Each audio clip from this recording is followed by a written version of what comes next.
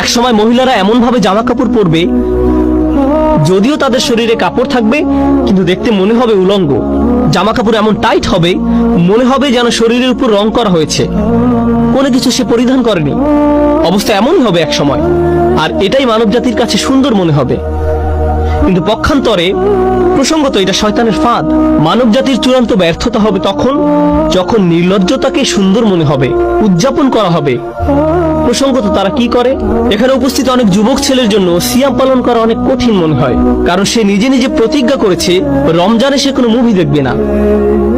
ওরা আপনাকে মুভি দেখার জন্য কিভাবে প্ররোচিত করে? ওরা ট্রেইলার বানায়, আর এই ট্রেইলার গুলোতে কি দেখানো হয়? হয়তো এটি কোনো অ্যাকশন মুভি ট্রেইলার, বিস্ফোরণ হচ্ছে, একটি গাড়ি আরেকটি ধাওয়া করছে, ফাইট হচ্ছে, ঠিক মাঝখানে কোথাও তারা উলঙ্গ একটি দৃশ্য যোগ করে দিবে কয়েক সেকেন্ডের জন্য। মুভির গল্পের সাথে এর কোনো সম্পর্ক নেই। তারা এটা দিয়ে লোভ দেখায় যেন আপনি বলে ওঠেন, ও আমাকে এখন এটা দেখতে হবে। তারা এভাবে আপনাকে আটকে ফেলে। তারা বেহায়াপনাকে উদযাপন করে। তারা এমন জিনিস উদযাপন করে যা মানব জাতির দৃষ্টির আড়ালে লুকিয়ে থাকার কথা ছিল।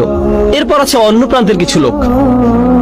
আমাদের সব সময় শালীন থাকতে হবে, আমাদের লজ্জা থাকতে হবে, আমাদেরকে নিজেদের হায়া শরমে সংরক্ষণ করতে হবে। আস্তাগফিরুল্লাহ।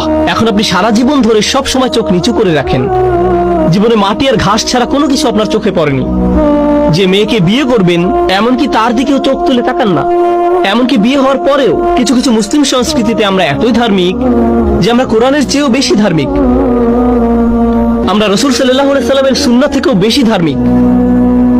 স্ত্রী সবসময় জিলবাব হিজাব পরে থাকে, এমনকি ঘরের ভেতরেও সে এমনকি তার স্বামীর জন্যও সাজে না, এমনকি তার স্বামীর জন্য সুন্দর পোশাক পরে না। সে কখনো তার স্বামীকে নিজের দিকে আকৃষ্ট করার চেষ্টা করে না। যদি জিজ্ঞেস করেন কেন এমনটা করো না, সে বলবে আস্তাগফিরুল্লাহ, আস্তাগফিরুল্লাহ। এটা আস্তাগফিরুল্লাহ নয়, তুমি যে স্বামীর কাছেও নিজেকে ঢেকে রাখো এটাই আস্তাগফিরুল্লাহ। কারণ নারী পুরুষের সম্পর্ক যদি সৌন্দর্যমণ্ডিত না হয়, হালাল সীমার ভেতরে সম্পর্ক যদি হালালের ভেতরে সুন্দর না হয়, তখন শয়তান পুরুষ মানুষটির অন্তরে কুমন্ত্রণা দেওয়ার সুযোগ পেয়ে যায়। সে বলবে তুমি যা চাচ্ছ তা বিয়ের সীমার বাহিরে পাবে, বাহিরে পাবে। বুঝতে পারছেন? আল্লাহ আজ্জা ওয়া জাল্লা কোরআনে এই সুন্দর সম্পর্কের সংরক্ষণ করেছেন।